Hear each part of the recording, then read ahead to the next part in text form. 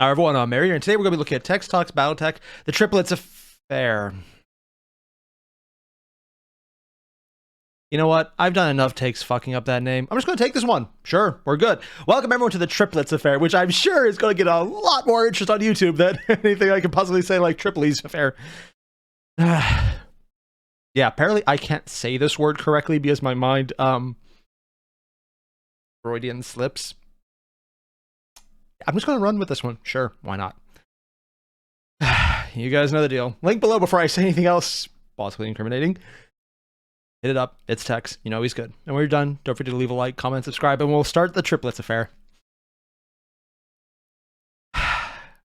It's on fire again. I guess it kind of was fucked up. What is it saying? I cannot make out what's being said. Oh yeah, definitely would be quiet. All right, everyone. What happened? Oh yeah, it blew up in the last episode. This lecture is going to be a little different. I'm Mr. Tex. This is Tex Talks BattleTech, and this time around, is that the first time he's introduced himself sort of in character? I know I'm doing this out of order, and for anyone wondering why I'm doing this one instead of the 3 to 5 dozen other episodes people were mentioned, I say re-mentioned because it was a lot of episodes, people said a lot. But it was so many episodes that since this was next in the playlist, and it was one of the ones people mentioned a lot, I'm just going to roll with this one. And it's probably a good thing because this is apparently 7 out of 6.5 being 2K'd. I can say that right, not triplets. You know, one of these days I'm going to get that name right. rather than tell a story about a mech, I'm going to tell a story about a ship. What? A slice of its history, its importance, and in the end, the ghost ship story? Its ultimate demise. Ha! I should have watched this last week for Halloween. It's a few days after, it's fine. This story, like so many others. Why, that's a mighty fine ship you have there. Also, I'm just going to be completely honest. As soon as I heard that, he was like, ooh, we're going to be talking about a ship. And I'm like, oh, sorry, spaceships are my jam. And this is just... I got into Star Wars as a massive fan as a kid because of the space battles. Like, all the other stuff with the Force and the lightsaber fighting is cool. But there were spaceships! So this right now, this is just absolute sugar and crack for me. And I'm just like, I like this. Others start somewhere in the middle. And to provide as much context as I can, there may be a tangent. Yeah. Let's go back a second and check this out. Is that a space mech? Because I thought they had starfighters and mechs were more ground-based, but this one, it's a guy in a pilot capsule, full range view, in a spacesuit, inside of a mech. It's completely impractical because they have space fighters, and it looks like he's basically a point defense gun. Okay, I guess if you want to go modular, walking a mech onto the top of his ship to act as a cannon would be okay, but it seems a little weird, but okay, sure, why not? It's so cool, but it's so stupid. I love this. Tangent or two. Also, you can see the lines, tie these the words that blend into the image. So worry not. The tale this time around is a periphery folklore story. Oh? The periphery being the periphery. Well, you have to take these stories with a grain of salt. Wait. There's a mech in the background. There's guys covering their faces with bandanas on horseback on an asteroid, clearly without a visible... It's either night or there's no atmosphere to block out the fact that there's a... I'm going with moon? This is very much 80s sci-fi chic, where we're going to ignore atmosphere dynamics, which honestly was a style in its own right, so it's completely justifiable, because when it reaches the level of style, you kind of just run with it because you know what people expect. Periphery, though, is the outside, like, still inner sphere, but in that area where it's also out in clan space, but sometimes farther, but also not in clan space, because it's not even claimed, but it's the weird place where weird shit happens, is about as much as I know about that. I'm sorry, I'm just... Mechs in space next to cowboys in space without spacesuits, but can easily see stars and planets outside of it. There is atmosphere because you can see this. I'm just going with stylistic choice here. It's a stylistic choice to ignore atmosphere. I mean, deep space has long held enough rumor and hearsay to fill many volumes of written work. Actual Comstar pony? And spacers are, well... by and large, they used horses to transport messages? Drinking their pay and telling extremely told tales. That being said, the full story goes like this. Once upon a time in the late 30th century, the Taurian Concordat found an ancient, derelict Star League-era warship floating seemingly abandoned in deep space. I already love the story. The vessel in question was a Black Lion-class battlecruiser. Okay, maybe I was expecting a little too much. I had seen the previous, oh my god, level art for the Clan Ghost Bear flagship, which I've been told is, even by BattleTech standards, really big and cool. I've seen some of the small arts that's really innovative. And then we have an honestly very straightforward and probably functional penis ship. Yeah, if you're just using propulsion in the back, everything else is linear, so you have a functional gravity if you want to do that, if you don't actually have a way to introduce it yourself. Yeah, this is a perfectly functional ship. It's why we use rockets to get into space. It makes perfect sense. Very streamlined, sure, why not? It looks like they added some detail to it, but yeah, it's a very much basic. This is kind of what a ship would actually probably look like. Yeah, let's go with that. I was really hoping for something cool and massive and like, ooh, inducing. That's just because I enjoy really crazy spaceship design. This is more of a me problem. Although, kind of like how you see like landing bay right here, it's definitely set up layered instead of back and forth. So there's either artificial gravity or they have just some kind of magnetic plating. For anyone wondering what I mean, one of the ways to simulate gravity is to just accelerate at a constant g velocity or roughly close to it, so that whenever you move, you're essentially getting gravity, because gravity is the downward force pulling you, but it can be simulated just by having forward motion pushing you back. It's just kind of a simple way. You just have to maintain a rather constant acceleration, and when you're trying to slow down, you have a flip the ship, reverse it, and deaccelerate it at the same rotation. So there's only a little bit of time where you have to roughly start and stop and then switch in the middle where you don't exactly have constant gravity. So yeah, but in those ships, they would be layered top to bottom like a skyscraper, where this one is more like a, I guess, a ranch home just with extra layers. Yeah. So it does imply that they either have some form to simulate gravity without using propulsion to do it, or they just are doing the usual sci-fi. Oh yeah, gravity controls. We're going to ignore also any future implications of the fact that we can control gravity in a limited space, because that would actually be way more powerful than anything we're probably using to kill each other with. I'm assuming it's just probably magnetic, or they're just floating around, which also could work. I'm reading a lot into just basic spaceship design. But I do that because this is really fun. Seriously, like this right now, this is my crack. I love this shit.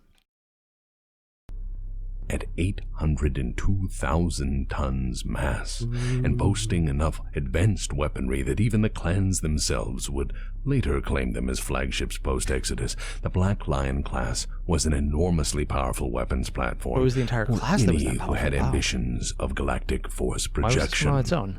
Untouched save for the ravages of time. It was a unique and truly awesome engine of war waiting for any who could claim it. Something this powerful was obviously a fundamental force multiplier. Okay, this... I know I'm not the only one thinking this one. Pretty sure the new Battlestar Galactica newish in 2003 reused this design. And since this probably came out earlier, I'm assuming this ship is actually a shout-out that Battlestar Galactica made later on to one of the fleet designs. But this right here, speaking of shout-outs, this has to be something that later on Halo had to have used for most of the ship designs. Not just because it looks very triangular and penisy, but because this exposed inner layer, but with more triangular boxy design, this is exactly how a lot of the ships in the Halo universe were designed to look. I would not be surprised if that was actually done as a direct inspiration from this art or this style of art in BattleTech, mostly because BattleTech has been around long enough that it's just so cool to me to see inspiration in this medium, because this has been around long enough where every bit of sci-fi has some awareness of it. So I would not be surprised if this ship, or this class of ship, or this design of ship is an inspiration for later sci-fi genres. It's just so cool to see what's probably the base of so much inspiration. Multiplier for regional political balance, as it was indeed a true relic of humanity's golden age.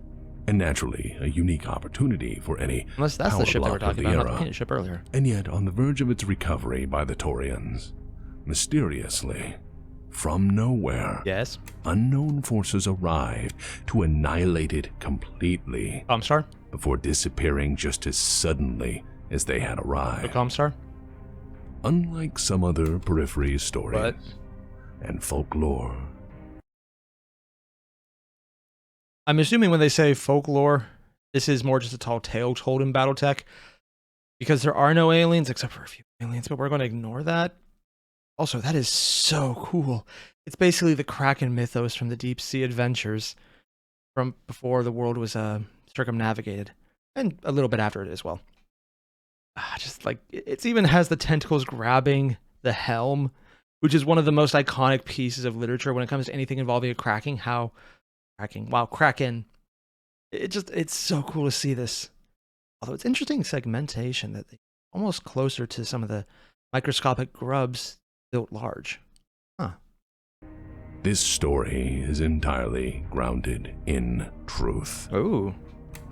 What information I have suggests its destruction was rooted in the cold, hard calculations Comstar? of an organization keen on maintaining the balance of power. Oh, so Comstar. This entire series of events encompasses what will later be called the Tripitz affair. So this is prior The to story Comstar of coming the out of the SLS closet Tripitz and is then not promptly a fucking it simple up. one. And to fully understand why it was first abandoned in deep space, What? and then lost to time, And then destroyed? and lastly destroyed, Huh. we have to dive into history. Okay, before anything else, I love how he set it up because it's showing, one, Comstar did this, and if it's not Comstar, I'll be very, very surprised. Abandoning, hiding, and then destroying when someone could find it implies that they wanted to save it for later, because they obviously could destroy it because they did later when they had a lower tech base, because that's just how technology seemed to fall back in this entire time period. Most time periods, actually, up until 2K had changed things. So it means they wanted to save it for later, but they also weren't risking it falling into other people's hands. So it was important, but not too important, but also important enough that it was kind of worth holding on to. But something about it made it too dangerous for them to use it, and that's actually really fascinating to me. I hope there's some kind of mystery. For once upon a time, warships were fairly common. Once upon a time, they defined warfare in the inner sphere. Yeah, should. But, as with all things in the inner sphere, things eventually trend toward betrayal, I heard these were tears, the and first ones destroyed because misery. they're good. Ooh. Part 2, a brief history, wow, of interstellar naval supremacy. Oh, so now this is something really interesting. In the 2K episode, people were really actually very helpful in the comments telling me about all of the history of starships and how they were all destroyed and massacred because in the first Succession Wars, they were basically the prime target because they were super influential. So if you had one, you had a lot of power. But just hearing about naval supremacy, and I'm like, this is gonna be good. Sorry, I'm geeking out more than usual on this, but this is literally everything I love about sci-fi. It's the fantastic aspects of space. You just travel and how you do it. As you no doubt have gathered, warships are, well, were They all look like a penises. very big deal. From the beginning of humanity's push out. Okay, they're doing that thing I actually do find annoying in a spaceship. Like, there's some crazy-ass designs I love when it comes to spaceships. Like the giant V for the Star Destroyers, the crazy-ass realism in some of the Battlestar Galactica units, although technically with their jump propulsion spheres would probably work better. But, or like just all the crazy things in Star Trek, because they're so absurd, but they don't really need to be naturalistic or even functional because their level of tech is kind of like saying, it looks cool, and we can justify it. We might as well. These, though, are way more down-to-earth. They have massive propulsions at the end, and they're basically designed in a rocket-style representation, which is, it makes perfect sense. It's logical, it makes sense with how they're doing it, and it's very hard science, which a lot of BattleTech is. And then they give them fins and ailerons and wing flaps. And I'm just like, you put the details in there. They're not just art. You literally gave them atmospheric momentum control units. And this shit back here. If this thing is ever in any place where it needs to maneuver with aerial controls, and I say aerial controls because you can see the line right here. I'm actually going to switch screens around right here so you can see this better. Like, you can see this right here. These lines right here are taken directly from planes because they actually change the pitch of how the angle of the wing is working. So you can see that it is supposed to be used to help adjust how the pitch and roll of a plane works in air by changing how the air is moving on. So when you move it up, it forces the plane down as a reaction. And they put these actual functional pieces on a spaceship where they're in space and there is no air. There is a solar wind. But that is not wind as we know it on a planet. That is charged particles that actually would collect and have some tiny fraction of mass in the sense that it is energetic. They're small enough where the wave function is kind of weird if they're mass or particles. And there's sometimes charged particles which are also magnetic. Solar wind is interesting. It's particles, but it's so low. It's more energy than not. It's weird. But this is not something that would catch that. A solar sail would be tiny and very, very fragile and would not actually have the speed to do anything a rocket would do. But it's also constant if you have a sun source. But moving on behind that, it just when someone puts fins or wings on something as decoration in space, I'm actually more okay with that because, yeah, in space, as long as it functions with your method of transportation, you can kind of do whatever you want because the forces are different. It's why I'll give a Star Trek a pass because their entire internal rationale is the nacelles, the entire propulsion engines, are kind of not something you want to be close to, so they pull them off to the side of the body. The rest of it is just, this looks cool and it's kind of our style, so we're going to do it. But with how they move, that's not a problem, so it's fine. Here, though, they're giving functional wings to something that has literally nothing to do with that. Unless I'm wrong and these were actually used for atmospheric maneuvering, in which case, that's stupid. That is very stupid. The internal pressures in a planet hold you together. They push you. They pressurize you. Where when you're in outside of atmosphere, you're actually containing greater pressure, trying to expand outwards. So it's like pressurizing a balloon. It's taking a balloon and squeezing it into a smaller shape. That is how you build a spaceship. As opposed to on a planet where you're trying to keep that that entire thing from imploding further, so you're trying to push out. If you freak them up, well, take a small balloon and then bring it to space. It'll expand. Take that same balloon into a deeper pressure, it'll collapse. If you build something that's supposed to maintain outward force, like on a planet, so that it doesn't collapse and you bring it to space, it pushes out easier. Where the opposite, where you take something in space that's supposed to keep it from collapsing so it crushes easier, so it doesn't, just expand, it would be absolutely annihilated on planet. That's a higher level. So basically, the design philosophy is very different. Why shuttles are actually really impressive because they can manage both. They're essentially able to withstand gravitic pressures, but then also maintain their stability, their durability, and their integrity in space. And that's not even getting into micro-asteroids and all the little bits of schmaltz out there. For smaller things, it's doable because just basic good engineering can get over it. But when you have such large pressures in ships where every one of these could be a window, I'm going off on a tangent here, but I think it's completely justified because it's just, there's so much that you should not do if you're in atmosphere, such as flying a spaceship. That's a bad idea. Where there were warships. Fantasy when sci-fi humanity is fought, different the because first you could line get more was with BS. warships. This is not usually When a BS humanity system. invaded, it was spearheaded by warships. Every blockade, every major battle, every war, big and small, involved the simple arithmetic of how many warships you had. Yeah, And how if could you you have space counter control, the enemy's fleet? what does a mech matter? Before the fall of Star League, war planning's often first and only consideration was where was the fleet and how soon could it move. Makes Each sense. and every house, each and every nation-state, each and every two-bit warlord either bought, built, operated, stole, or dreamed of warships. Because force projection simply was impossible without. See, everything he just said is incredibly important. It's one of the reasons I was kind of surprised that everything's still mech-based. The internal rationale being they got rid of the warships, they got rid of the production lines. Technically, someone would still have plans. But then they even get rid of that little logical fallacy because, well, I guess the logical conclusion, because they introduced Comstar as we're going to make sure no one gets it. So yeah, that's a thing. So basically Comstar. After they lost it and they never got it back because Comstar. Without them. Notice I said was. We shall get to that. Interesting little sphere. So why were warships so important? Why were they so significant? Well, let's...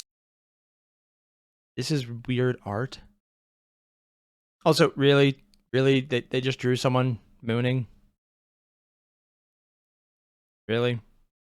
But like, she has splatters on her. It looks like someone hit her with oh, it's a water cannon. Yeah, that's actually water. I thought it was just like a weird choice. Like, that's odd makeup. But like, no, they're showing water. They were definitely not thinking of water when they drew this. They were not thinking water. Say you're a neo-feudal society with an enormously wealthy ruling class, and some of your people get a bit uppity because you rely upon their hard labor to keep your economy moving. Yeah. Nothing says get back to work like casually glassing a city or two. Nothing at all has that awesome, righteous display of awe-inspiring power. Oh, there's that multiple people worship mooning. does. Wow. And as for warfighting capabilities, nothing held a candle to warships. They were fully FTL-capable vessels, meaning they didn't have to rely on jump ships to be ferried to and from conflict zones. They could just suddenly, and very inconveniently, show up to ruin your territorial ambitions. Yep. As for force projection potential, larger warships could and often did carry full fighter wings, transports, and sufficient ground forces to ruin just about anyone's day. With a second to none. Okay, this, for as much as I gave a lot of flack to the previous ship design, this one is actually really cool, and I can tell the direct inspiration they went from. This is basically the standard design for a carrier right now in like various conflicts on Earth.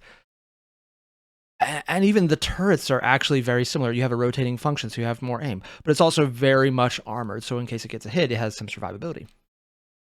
It's just a little different because there looks like it's internally contained, so there's probably a person there. But that's just because that seems to be a BattleTech thing. But like they even have the command tower sticking out.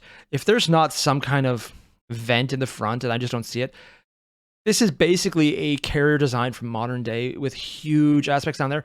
But then you have the internal fins down here, but they almost, you can make the justification it's a cooling port in the same way this is an exhaust port. That's the only reason I can think of for the three, I guess 4 lines there. It's a massive exhaust escape if they needed it for some reason. I'm assuming there's something in here. Like, this is a way better design for just sheer spaceship combat. Then we get to these things. Because they're fighters and because this is something that probably would enter atmosphere, having wings on it actually makes sense. Yeah, I'll give it to that. Something this small entering atmosphere probably makes sense. I just love this design, though. It's so much just... What would a cruiser carrier look like in space? So they basically just closed the top. And it's so cool. In communications and control system, a warship could effectively direct and through its weapons support a planetary invasion. Yep. It is no exaggeration to say that warships are what first enabled rapid, efficient warfighting, decisive tactical campaigning, absolutely effective counterinsurgency support, really hard to fight and against. served as the linchpin of every great house's power structure and arsenal. It can be argued that without warships, the great houses would not be the size they are today, as they could not have conquered and then defended their holdings. Warships were power projection. Warships were the absolute maximal force brought into any conflict. They silenced rebellion by mere presence. They were all... Okay, I just need a second. Like the art here, the design, there's so many functional aspects you can go with. But overall, it's just the sheer size of this thing. Like, there's these tiny little spherical pods. I don't get the entire point of them. I'm assuming it's just a standard thing that looks cool. Looks like atmospheric entry vehicle. Not the worst one. It's basically a drop pod, but it looks like it's more durable. Or not so much a drop pod, but like an entry capsule, which would make sense. But just look at these things. I can't tell if these are broadside cannons or just sudden propulsion mechanics. I'm going with broadsides because that's more of a typical battleship system. I love looking at this. I love seeing how bulky, seeing all the layers, seeing the viewports. Or are they guns? I don't know. This is so cool. And then you see this aspect right here. Like here, these look more functional and structural, like almost exhaust ports, like to vent off any excess heat if they needed it immediately. But right here, I could actually see this being an internal system just to maintain gravity in a small area by having a spinning gyro, something moving when the rest of the ship isn't. So if there isn't artificially induced gravity, there's a section here that might have it if they need it. But it's such a huge ship. This is bigger than most of the other ships around.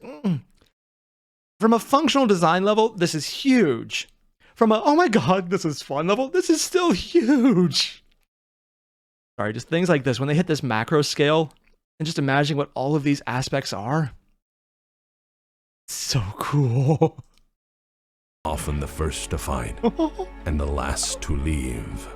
Again, past tense. Oh, I feel like squeaking. I love We'll this get art. to that. You have to understand that building warships was the dreadnought rush of its time. Everyone made them. Hegemony and how shipyards turned them out. Okay, I just need a second to just enjoy this. So yeah, we have all the dishes. I love it when this is something people do. This is literally just, oh. So yeah, oh, it's a fan. Oh, so it'd be drawing it out and then running it through a exposed section. So just the inherent coolness of space acts as a coolant force to vent the air, and then not so much the air. It's basically working like an internal water cooling system, but they're using air because there's actually fan blades, which is a weird choice, but I guess it makes sense. Honestly, running a coolant that doesn't freeze easily, almost like a gel, would probably be the most effective because it can, lose heat quick enough to space by running it outside near the hull. This one is way more, it probably needs a lot of heat reduction, but it's not impossible. Oh, cool. And then the engines. Oh, dude, that's like 3 reactors worth. And then, oh, see, there's the scale of a human. So this is a reasonably cut down one. Interesting that they have this as a elevator system right here. And, oh, so cool. Huh. Interesting. They have the blast doors. I wonder what the living compartments are. It's really hard to tell unless these are. Oh, I can't tell. Almost a radar dish? What?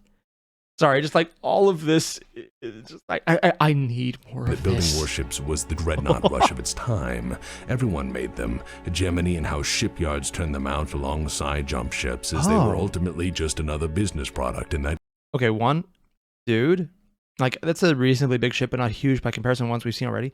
Here's a ship we could probably build right now in actual human terms. And some of our earliest space stations did kind of look like this. I'm looking at you. But it's interesting to see that there's the fan in there, so it's actually a cooling system. But because they have the open section, they also put visibly recognizable solar panels on there, because why not free energy if we have it? That's so cool. Golden era. Every time the periphery threatened insurrection, the SLDF made warships and authorized an ever-expanding naval budget for peacekeeping purposes. Yeah, peacekeeping. Even great houses and periphery powers were keen to lay hands sucks how on what every was time the they talk about greatest peacekeeping, weapon it's of glass its a planet, time. glass a city. But just indiscriminate murder. if history has Build taught mechs us to just suppress anything, people because, fuck them. it's that arms races generally don't end well. Yep. Cold War not destroying the world was a weird part. Okay, so I'm going to have to cut this one here because there is so much cool ship space. We're literally just getting bits and pieces of spaceship right now. Just the lore, the details, why they're so cool. And I'm taking my time with this one because I love everything about this. This is literally me bait. I think I'm actually enjoying this more than the 2K'd one, but more for personal reasons. 2K'd was awesome. I love seeing the setup. I love seeing the pull through. I love seeing all of the reaction at the end. And then everyone telling me in the comments about all the things that happen as knock-on effects that the videos didn't even touch on. Oh, God, yes. This, though.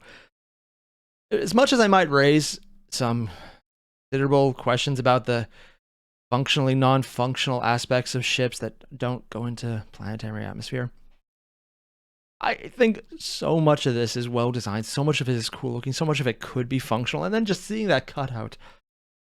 Oh, whoa, baby. Oh. Basically, what I'm saying is this is a really damn good video. There's a link below to the original. Hit it up. I'm going to take my time and just work through this entire video. I'm going to have a blast doing it because Tex is giving so much good information. He's pulled up some great spaceship art. I realize also I'm living down to the meme of spaceship from the Lego movie. I'm not regretting this. I think that guy was right on. Spaceships are awesome. Fuck yeah, man. So all the same. Link below, hit it up. And when you're done, don't forget to leave a like, comment, and subscribe. And I'll see you guys next one when I get the triplets. Tripitz. Tripitz. I'm going to count that as correct, even though I had to really just... Let's see if I can get this right next week. Probably still going to butcher it. I'll see you guys next time on Freudian Slip, the show. Adios.